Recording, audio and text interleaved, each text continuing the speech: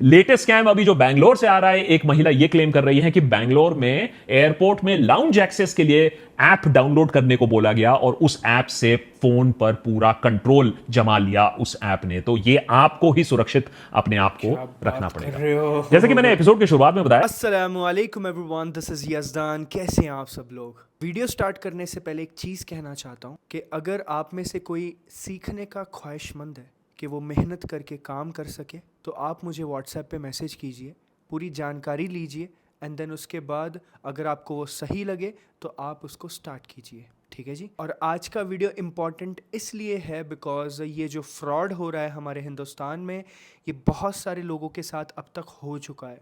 और मैं आप सबसे ये कहना चाहता हूँ कि अपने करीबी दोस्तों, रिश्तेदारों, करीबी लोगों से ये शेयर ज़रूर करें ये न्यूज़, बिकॉज़ ये जो फ्रॉड है ये बहुत ही ज़्यादा ख़तरनाक फ्रॉड है और आपको मेंटली टॉर्चर तो ज़रूर करता है बट आपकी जेब भी खाली कर देता है। ये फ्रॉड ऐसा फ्रॉड है, तो स्टार्ट टू एंड तक पूरा वीडियो देखिएगा। Let's start this video.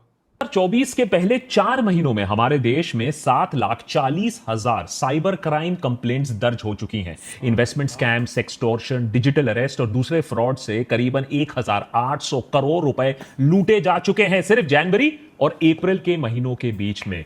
ये सिर्फ ऑफिशियल आंकड़ों की बात कर रहा हूं बाय द वे, जो national cyber crime reporting portal में दर्ज हुई है, जिसे मिनिस्ट्री ऑफ होम अफेयर्स चलाती है। असल में ये ऑनलाइन फ्रॉड की जो समस्या है, इसने एक भीषण रूप धारण कर लिया है और कल आपको या मुझे भी अपने चपेट में ले सकती है।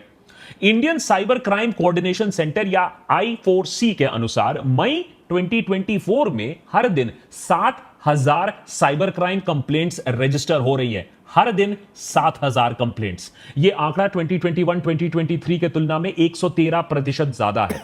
इन सारे क्राइम्स में पैसा मेन मोटिव होता है। 85% केसेस में कहीं ना कहीं किसी न किसी रूप में ऑनलाइन फाइनेंशियल फ्रॉड हो रहा है। मार्केट में नया जो स्कैम आया है, डिजिटल अरेस्ट, उससे 120 करोड़ रुपए लूटे जा चुके हैं। ट्रेडिंग स्कैम का तो अलग ही जोन चल रहा है। अनुमान है 1,500 करोड़ रुपए का चूना लग चुका है लोगों का वहां। और एक बार ऑनलाइन स्कैम में आपका पैसा गया तो मिलना वापस बहुत ही मुश्किल होता है। 10% से भी कम केसेस में पुलिस आपकी मदद कर पाती है, आपका पैसा लौटा पाती है। शायद इसीलिए और शर्म के मारे बहुत सारा ऑनलाइन फाइनेंशियल फ्रॉड जो हो रहा है हमारे देश में, उसे रिपोर्ट भी नहीं किया जा रहा है। यह फ्रॉड्स अक्सर हमारी लापरवाही की वजह से भी होता है। जैसे कि व्हाट्सएप पर लिखा शब्द जो होता है, हम उसे भगवान का उपदेश मान लेते हैं कि व्हाट्सएप पर लिखा है, ठीक ही लिखा होगा। या रातों रात पैसा डबल करने की स्कीम में इन्वेस्ट करने के लालच में हम पैसा डाल लेते हैं और बहुत बार आपकी गलती ना भी हो सकती है। क्यों? जैसे फ्रॉडस्टर्स आपका इंफॉर्मेशन, बायोमेट्रिक डेटा चुरा कर आधार इनेबल्ड पेमेंट सिस्टम या AEPS से पैसा निकाल सकते हैं और आपको खबर तक ना होगी। लोकल सर्कल द्वारा किए गए एक सर्वे में पता चलता है कि पिछले 3 सालों में 47% अर्बन हाउसहोल्ड्स हैं जहां कम से कम एक फाइनेंशियल फ्रॉड रिपोर्ट हुआ है, चाहे वो UPI हो, क्रेडिट कार्ड हो या कोई इन्वेस्टमेंट फ्रॉड हो। 23,000 लोगों का ये जो सर्वे है, इसमें यह पाया गया कि क्रेडिट कार्ड पर अक्सर अनऑथराइज्ड चार्ज किया जाता है या फिर UPI में QR कोड से पेमेंट मिलने के बजाय से पेमेंट हाथ से निकल जाता है। हर दिन क्रिमिनल्स नया नया टेक्निक निकालते हैं हमें लूटने के लिए। बात सिर्फ पैसे की नहीं है। आए दिन सुर्खियों में हमें यह खबर भी दिखने को मिलती है कि कैसे फाइनेंशियल फ्रॉड, एक्सटॉर्शन या इलीगल लोन एप्स के वजह से लोग अपनी जान तक ले रहे हैं।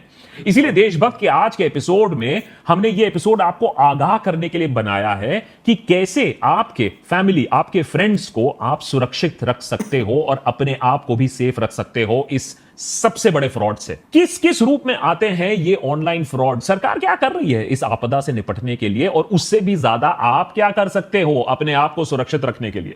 बड़े बड़े फ्रॉड्स में नेता, बिजनेसमैन, टैक्स पेयर का पैसा खा जाते हैं, लेकिन ये जो ऑनलाइन फ्रॉड है ना, उससे भी ज्यादा खतरनाक है। ये फ्रॉडस्टर्स आपके बैंक बैलेंस को, आपकी इज्जत को, आपकी जिंदगी तक को खा जाएंगे और डकार तक नहीं लेंगे।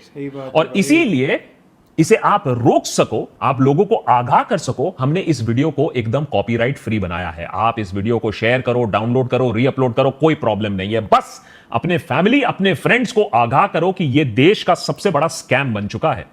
देशभक्त की पूरी टीम ने बहुत टाइम लगाकर इस एपिसोड में रिसर्च किया। 6 ऐसे लेटेस्ट या एवरग्रीन ऑनलाइन फ्रॉड्स का पता लगाया जिसके शिकार आप और मैं दोनों हो सकते हैं, और 6 ऐसे सिक्योरिटी मेजर्स के बारे में भी हम बात करेंगे इन अटैक से बचने के लिए। लेकिन उससे पहले आपको यह समझना होगा कि फ्रॉडस्टर्स आज सिर्फ जामतारा में कहीं कोने में बैठकर आपको फ्रॉड करने की कोशिश नहीं कर रहे हैं। आज डिजिटल फ्रॉडस्टर्स बहुत ही केपेबल, टेक्नोलॉजिकली बहुत ही नॉलेजेबल और शातिर क्रिमिनल्स बन चुके हैं। अगर आपके साथ कभी भी फाइनेंशियल फ्रॉड हुआ है तो आप चुप मत बैठो, क्योंकि यही चुप्पी क्रिमिनल्स को और हौसला देती है। अच्छे से अच्छों को इन क्रिमिनल्स ने फांसा हुआ है अपने लेटेस्ट डिजिटल अरेस्ट स्कैम में। मिलिए एसपी ओसवाल से, chairman and managing director of Vardhman group. आपको लगेगा कि अरे इतना पैसा इनके पास, इतना तजुर्बा है। 82 साल की उम्र में ओसवाल साहब को कोई बुद्धू तो बना नहीं सकता है, लेकिन इनके साथ हुआ 7 करोड़ रुपए का फ्रॉड। जब एक गैंग ने इनके ऊपर एक फेक केस किया, एक फेक वर्चुअल कोर्ट रूम में fake chief justice of India DY Chandrachud के साथ केस की सुनवाई कराई, फेक डॉक्यूमेंट्स क्रिएट करवाए और ओसवाल को 2 दिन तक डिजिटल अरेस्ट में रखा। सुप्रीम कोर्ट से जो फेक डॉक्यूमेंट्स आए, जो ओसवाल को भेजे गए थे, उनमें सुप्रीम कोर्ट का एम्बलम, उसका बार कोड, उसका डिजिटल सिग्नेचर, सब एकदम असली कोर्ट डॉक्यूमेंट से मेल जोल खाते थे। ओसवाल ने नोटिस का पालन करते हुए अलग अलग अकाउंट्स में 7 करोड़ रुपए जमा कर दिए। चलो, बिजनेसमैन को उल्लू बनाया, लेकिन साइंटिस्ट को भी। मध्य प्रदेश के इंदौर में डिपार्टमेंट ऑफ एटॉमिक एनर्जी में काम कर रहे साइंटिस्ट को फ्रॉडस्टर्स ने डिजिटल अरेस्ट किया, 71 लाख रुपीस उनसे लूट लिया। नोएडा में 79 साल के रिटायर्ड मेजर जनरल के साथ भी यही हुआ। 5 दिनों तक डिजिटल अरेस्ट, 2 करोड़ रुपए उनसे ऐंठ लिए गए। नोएडा में ही एक डॉक्टर पूजा गोयल को फ्रॉडस्टर्स ने डिजिटल अरेस्ट किया, इस आरोप में कि उनके नंबर से अश्लील वीडियो सर्कुलेट हो रहे हैं। 60 लाख रुपए उनसे भी ऐंठ लिए। तो एक बात तो क्लियर है कि फ्रॉडस्टर्स कोई स्पेसिफिक किसी को टारगेट नहीं कर रहा है, कोई टीजी नहीं है। सीनियर गवर्नमेंट ऑफिसर हो सकता है, रिटायर्ड गवर्नमेंट ऑफिशियल हो सकते हैं, बिजनेसमैन, डॉक्टर, यहां तक कि पीजी स्टूडेंट्स तक को बख्शा नहीं गया है इन ऑनलाइन स्कैम से। फॉर एग्जाम्पल, अहमदाबाद में 27 साल की महिला को सेंट्रल एजेंसीज के अफसरों ने फोन कर बताया कि उनके नाम का एक पार्सल है जिसमें ड्रग्स पाए गए हैं और उनके खिलाफ एक्शन होने वाला है। डिजिटल अरेस्ट के दौरान एक सीबीआई ऑफिसर ने उन्हें अनड्रेस करने को कहा, जिससे उनके बर्थ मार्क्स को आइडेंटिफाई किया जा सके। साथ ही साथ उनके सारे पैसे फ्रॉडस्टर्स ने ट्रांसफर करवा लिए। तो इतना कॉन्फिडेंस आ चुका है आजकल ये ऑनलाइन फ्रॉडस्टर्स में। डिजिटल अरेस्ट उस साइबर क्राइम टेक्निक का नाम है जहां फ्रॉडस्टर्स वीडियो कॉल के जरिए लॉ इन्फोर्समेंट एजेंसी के अफसर बन के आपके सामने आते हैं। आपका क्राइम कुछ भी हो सकता है, लेकिन 2 बहुत कॉमन क्राइम्स आजकल हमें दिखने को मिलते हैं। आपके नाम का पार्सल, उसमें ड्रग्स मिला है, या फिर आपके नाम से रजिस्टर्ड मोबाइल फोन जिससे इलीगल काम हुआ है, फिरौती हुआ है, टेररिज्म हुआ है, या ऑब्सीन मटेरियल सर्कुलेट हुआ है आपके नंबर से जो आधार से लिंक्ड है। अगर विक्टिम इस बात को मान लेता है तो फेज 2 डिजिटल अरेस्ट, जहां आपको अपने घर में कैद कर दिया जाता है और आपको अपने डिवाइस के सामने होना होता है। आपके डिवाइस का कैमरा बंद नहीं किया जा सकता है। बेसिकली आइडिया फ्रॉडस्टर्स का यह है कि आपको इंटेरोगेट करेंगे और आप किसी से हेल्प नहीं ले सकते हो क्योंकि आपको कैमरा के सामने बैठना है। फाइनली वही होता है जो इन सारे केसेस में जनरली हमें देखने को मिलता है। सेटलमेंट की बात आती है और फिर आप एक मोटी रकम चुकाते हो अपनी जान बचाने के लिए, अपनी इज्जत बचाने के लिए। आजकल तो स्कैमस्टर्स पेमेंट क्रिप्टो करेंसी या गिफ्ट कार्ड में भी डिमांड करने लगे हैं, जिससे उन्हें ट्रैक करना और भी ज्यादा मुश्किल हो जाए। लेकिन ये सारे फ्रॉड्स नहीं होते अगर विक्टिम्स को एक छोटी सी चीज मालूम होती कि डिजिटल अरेस्ट नाम की कोई चीज है ही नहीं हमारे लीगल सिस्टम में। लेकिन शायद हमें पुलिस और लॉ इन्फोर्समेंट का इतना डर, इतना खौफ बैठा हुआ है कि हम डिजिटल अरेस्ट का नाम सुनकर ही सरेंडर कर देते हैं। अब Indian cyber crime coordination centre ने बाकायदा एक नोटिस, एक प्रेस रिलीज जारी किया है जिसमें नागरिकों को आश्वासन दिया गया है कि लॉ इन्फोर्समेंट एजेंसी, सीबीआई हो, पुलिस हो, कस्टम, ईडी, जजेस हो, आपको वीडियो कॉल के जरिए कोई अरेस्ट नहीं कर सकता है। और अगर आपके पास कभी भी बाय द वे ऐसा कॉल आए तो उन्हें बोलो कि कम से कम घर आकर आपको नोटिस दे, घर आके आपको अरेस्ट करे। अरे डिजिटल इंडिया का मतलब इतना थोड़ा ही ना कि आप आलसी बैठ जाओ और सब कुछ ऑनलाइन ही करना शुरू कर दो। लेकिन डिजिटल अरेस्ट से बच भी गए तो क्या? अरे डिजिटल फ्रॉडस्टर्स तो हर कोने में इंतजार कर रहे हैं आपका। ये रहे 6 टॉप स्कैम्स जो हमारी टीम को मिले, जिससे लाखों लोगों से करोड़ों रुपए लूटे जा रहे हैं। Number 1, UPI scam. Digital India और यूपीआई के चलते हमारी जिंदगी तो आसान हुई है, लेकिन साथ ही साथ डिजिटल फ्रॉडस्टर्स की भी जिंदगी आसान हो गई है। 2022-2023 में करीबन 1 lakh UPI based frauds report किए गए हैं। अगर आप सतर्क ना रहे तो डिजिटली आपका पैसा गायब हो सकता है बहुत आसानी से। साथ ही साथ क्यूआर कोड्स के मामले में थोड़ा सावधान रहना पड़ेगा। क्यूआर कोड कहां से स्कैन कर रहे हो, किसे पेमेंट दे रहे हो, यह थोड़ा भापना जानना जरूरी है। जैसे कि फॉर एग्जांपल अगर नहीं करोगे तो हाईटेक सिलिकॉन सिटी बैंगलोर में 41% रिपोर्टेड साइबर क्राइम इंसिडेंट्स होते हैं, वो क्यूआर कोड स्कैम से रिलेटेड होते हैं। तो इतना कॉमन हो चुका है क्यूआर कोड का मिसयूज। Number 2, sextortion. बहुत ही भयानक रूप है हमारे टेलीकॉम रेवोल्यूशन और सस्ते मोबाइल फोन और सस्ते डेटा रेट्स का। स्कैमर्स लोगों को वीडियो कॉल करते हैं। बहुत बार अनजाने में लोग ऐसा अननोन नंबर से फोन उठा लेते हैं। दूसरे एंड में एक महिला अश्लील हरकतें करते पाई जाती हैं।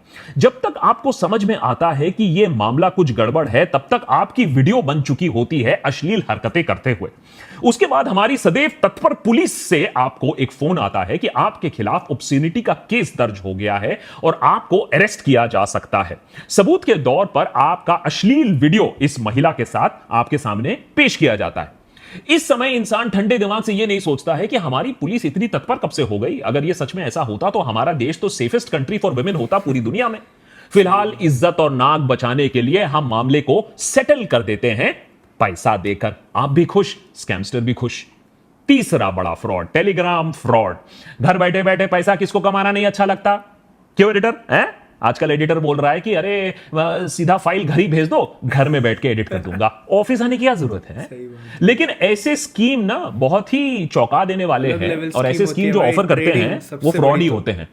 पहला होता है व्हाट्सएप पर आपको एक जॉब ऑफर आता है। उसके बाद टेलीग्राम ग्रुप में आपका नाम ऐड कर दिया जाता है। मेरे साथ हुआ है ये। बिग बॉस की तरह अलग अलग टास्क दिए जाते हैं, जैसे सोशल मीडिया प्लेटफॉर्म्स पे जाओ, वीडियो को देखो, व्यूज बढ़ाओ, लाइक करो वीडियोस को। पहले आपको आपके काम के लिए छुट्टर पैसे, थोड़ा बहुत पैसे भी मिल जाएंगे, आपका ट्रस्ट बढ़ जाएगा।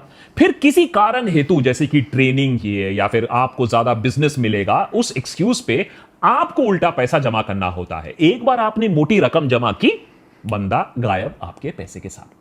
नंबर 4, एआई की दुनिया बहुत चकाचौंध है। मानवता एवोल्यूशन की अगली पायदान पर चढ़ रहा है एआई के साथ। क्रिमिनल्स ने बोला हम क्यों पीछे हट जाएं, तो उन्होंने भी एआई की मदद से लोगों को अब गधा बनाना और उनसे पैसा निकालना सीख लिया है। किसी के बेटे का एक्सीडेंट हो गया है, वो हॉस्पिटल से कॉल कर रहा है, पैसे की गुहार लगा रहा है, कैसे मना करोगे आप? किसी की बेटी को पुलिस ने होटल के रूम से नग्न अवस्था में अरेस्ट कर लिया है, और अगर आपको बचाना है अपनी बेटी को तो सेटलमेंट के पैसे निकालो अभी के अभी। आपको उसकी आवाज तक सुनाई दे रही है फोन पर, पीछे मदद मांग रही है वो। अगर वो घर पर बैठकर टीवी ना देख रही होती तो आप बात मान भी लेते, आप पैसे दे भी देते। कुछ लोग बच गए, लेकिन लाखों पेरेंट्स ने, लाखों रिश्तेदारों ने पैसा ऐसे निकाला है। और जो आवाज उन्होंने सुनी होती है, जिस पर विश्वास करके वो पैसे निकालते हैं, वो असली, ऑलमोस्ट असली ही आवाज होती है। सॉफ्टवेयर की मदद से, एआई की मदद से आप आज के डेट में किसी की आवाज को कॉपी कर सकते हो और फिर उस आर्टिफिशियल आवाज से कुछ भी बुलवा सकते हो। मिशन इंपॉसिबल में टॉम क्रूज ये सालों से करते आए हैं, लेकिन अब क्रिमिनल्स रियल लाइफ में ये कर रहे हैं एआई की मदद से और आपको लूट रहे हैं। Number 5, link based cheating. देखिए, हर स्कैम को एआई की जरूरत नहीं है, कटिंग एज टेक्नोलॉजी की जरूरत नहीं है। कभी कभी हमारी जो कमजोरी होती है, फ्रॉडस्टर्स के लिए सबसे बड़ा वरदान वही होता है, ह्यूमन वीकनेस। जैसे हमारा लालच। सबको चाहिए एक फ्री में प्राइज, और व्हाट्सएप पर जो कुछ आता है वो तो 100% ट्रू होता है। तो व्हाट्सएप पर आ गया एक लिंक, आपने उस लिंक को क्लिक कर लिया और लिंक में मिला आपको एक शानदार प्राइज। बस फ्री सुनकर आपकी तो लार टपक गई। अब ये फ्री प्राइस के लिए आपको थोड़े डिटेल्स भरने हैं, आपका एड्रेस भरना है, आपका आईडी प्रूफ भरना है, और कभी कभी प्राइस इतना बड़ा हो सकता है कि उसके लिए आपको अपना सारा बैंक डिटेल भरना हो, थोड़ा टैक्स का पैसा देना हो, शिपिंग का फी भी भरना हो। ये सारा पैसा आपने दिया, प्राइस आपको कभी मिला नहीं, और पैसा जो था वो भी निकल गया। और अगर ज्यादा अनलकी हुए तो बैंक का पासवर्ड भी दे दिया तो बैंक अकाउंट भी खाली। Number 6, OTP scam. सरकार ने स्कैम्स को रोकने के लिए और आपको बचाने के लिए 2FA बहुत जगह कंपलसरी कर दिया है। 2FA यानी 2 फैक्टर ऑथेंटिकेशन, यानी आपके फोन पर ओटीपी के बिना कुछ भी प्रोसेस नहीं होगा। अब फ्रॉडस्टर्स फिर से एक कदम आगे ओटीपी के पीछे पड़ जाते हैं, उसे निकालकर आपके बैंक अकाउंट, डिजिटल वॉलेट्स और दूसरे सेंसिटिव इंफॉर्मेशन को एक्सेस करने की कोशिश करते हैं। इसीलिए वो आपको आपके फोन में बैंक अकाउंट रिप्रेजेंटेटिव बनकर आ जाते हैं, ई कॉमर्स साइट ऑपरेटर बनकर आ जाते हैं, अक्सर सरकारी अफसर बनकर आपको फोन कर देते हैं। अब आप ये नहीं सोचते हो कि सरकारी दफ्तर में अफसर ना मिला, लेकिन सरकारी अफसर आपको फोन पर आकर आपसे सारी इंफॉर्मेशन ले रहा है? आप भी दे देते हो, हां ठीक है सरकारी अफसर है, बिना सोचे समझे आपने ओटीपी दिया और आपके पैसों का हो गया स्वाहा। इन स्कैम से आपका कितना नुकसान हो सकता है, देश के नागरिकों का कितना नुकसान हो सकता है, आप सोच भी नहीं पाओगे। फॉर एग्जाम्पल मैं आपको बताता हूं, 2014 से लेकर 2023 के बीच में इंडियन बैंक्स में 65,000 फ्रॉड केसेस डिटेक्ट किए गए। 4.65 लाख करोड़, जी हां 4.65 लाख करोड़ का घपला हुआ करीबन 10 सालों में। आज बैंकिंग रेगुलेशंस और सॉलिड हो रही हैं तो ये स्कैम्स थोड़े कम हो रहे हैं, लेकिन उधर डिजिटल फ्रॉड्स और भी ज्यादा बड़े हो रहे हैं। तो सोचिए 5 लाख करोड़ तक हम बात कर रहे हैं, पोटेंशियल है ऐसे स्कैम्स का। तो सरकार इस सब मामले में क्या कर रही है? देखिए गंभीरता तो है सरकार की तरफ से, ऐसी बात नहीं है, सरकार रिकॉग्नाइज कर रही है ये एक प्रॉब्लम है, लेकिन ग्राउंड पर एक्शन इतना नहीं है कि फ्रॉड्स कम हो जाए या फ्रॉडस्टर्स के दिलों में कोई खौफ हो। सरकार ने एक ऑनलाइन सस्पेक्ट रजिस्ट्री लॉन्च की है जिसमें 12 लाख साइबर क्रिमिनल्स का डेटा स्टोर्ड है। इस रजिस्ट्री को states, union territory, central investigating agencies, intelligence agencies इस्तेमाल कर सकती हैं साइबर क्राइम को कंट्रोल करने के लिए। उधर national cyber crime reporting portal NCRP के जरिए साइबर क्राइम रिपोर्टिंग और रेजोल्यूशन को बेहतर बनाने की कोशिश की गई है। एनसीआरपी को अभी हर दिन 67,000 कॉल्स आती हैं साइबर क्राइम रिलेटेड क्वेश्चन से। तो सोचिए लोगों में भी इतना डर है अभी कि इस हेल्पलाइन में लोग फोन करके पता लगा रहे हैं कि उनके साथ भी फ्रॉड हुआ है या नहीं। और Indian cyber crime coordination centre I4C ने अभी तक 2,800 करोड़ डिफ्रॉडेड मनी है, ये जो स्कैम्स का पैसा है, ये वापस दिया है करीबन 8.5 लाख विक्टिम्स को। तो कहीं ना कहीं एक शुरुआत की गई है, लेकिन इस शुरुआत से ज्यादा कुछ नहीं हो पाएगा जब तक ना आप इसमें साथ दोगे। कैसे? सबसे पहले तो आप एक काम करो, अगर आपके साथ कभी भी साइबर क्राइम हुआ है तो आप इमीडिएटली इसे रिपोर्ट करो। www.cybercrime.gov.in ये एक ऑफिशियल पोर्टल है जहां आप इसको रिपोर्ट कर सकते हो, सरकार आपकी मदद कर सकती है। आप 1930 पर फोन कर सकते हो, नेशनल साइबर क्राइम हेल्पलाइन है।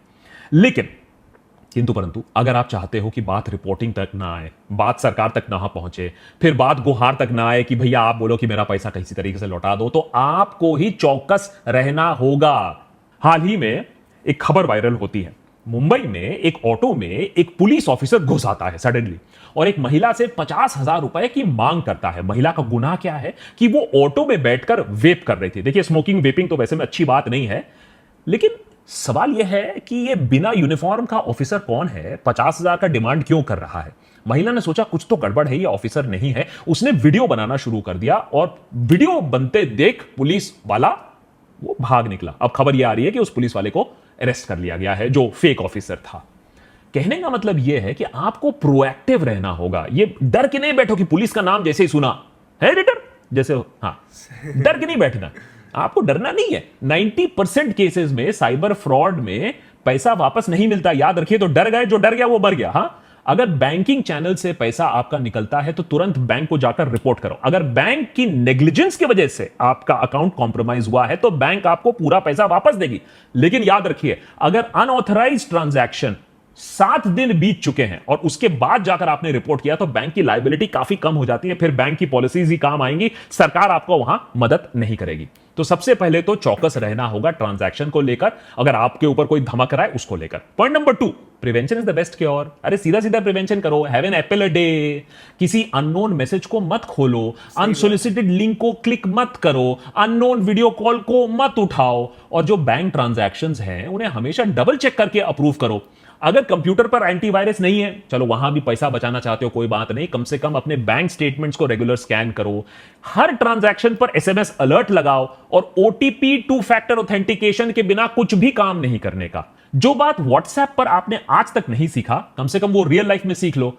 कि कोई भी क्यूआर कोड जो आपको दिखता है उसे ब्लाइंडली ट्रस्ट नहीं करने का, कोई भी पेमेंट लिंक जो आपको दिखता है उसे ब्लाइंडली पे नहीं करने का। किसी भी पेमेंट जहां दे रहे हो, देखो किस गेटवे को इस्तेमाल कर रहे हो, किस सॉफ्टवेयर को इस्तेमाल कर रहे हो, और मल्टी फैक्टर ऑथेंटिकेशन का आप इस्तेमाल करो। जैसे कि आप में क्रेडिट कार्ड में भी अगर ओटीपी है तो उसको इनेबल करो।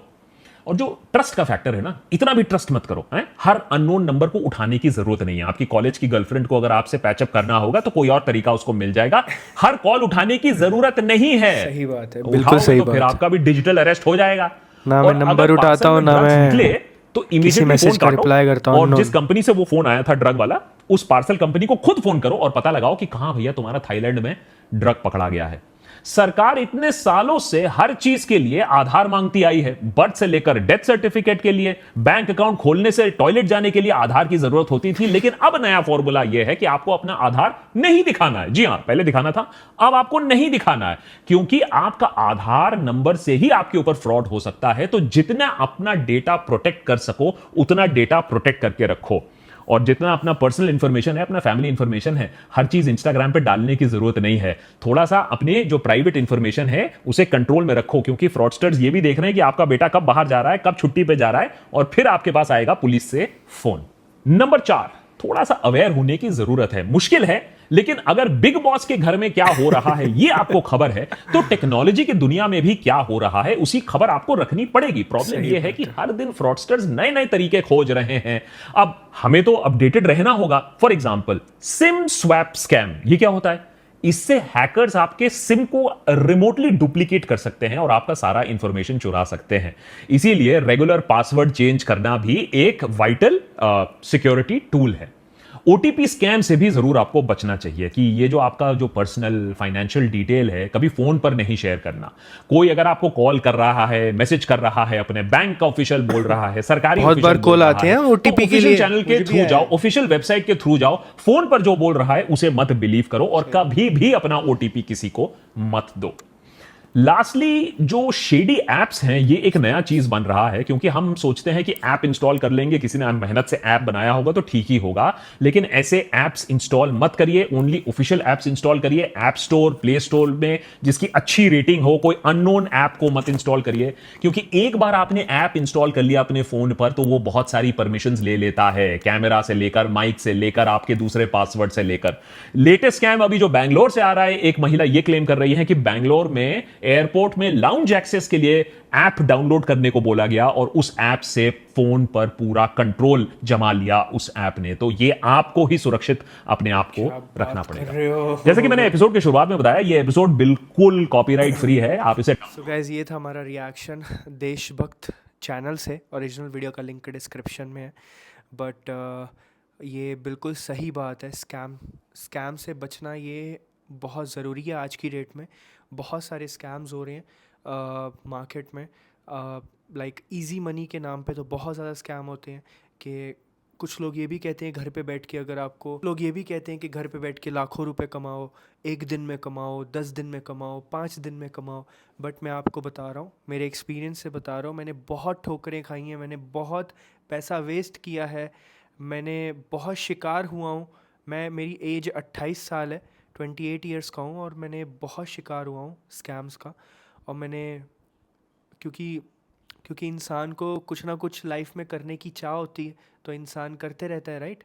गलतियाँ करता है, तो गलतियों से सीखा हूँ मैं। तो मैं आपसे भी ये कहना चाहता हूँ कि पैसा कमाने का कोई भी आसान रास्ता या शॉर्टकट नहीं होता है। मैं आपको सच कह रहा हूँ, इस चीज़ को जितना जल्दी आप समझ लोगे अपनी ज़िंदगी में, उतना जल्दी।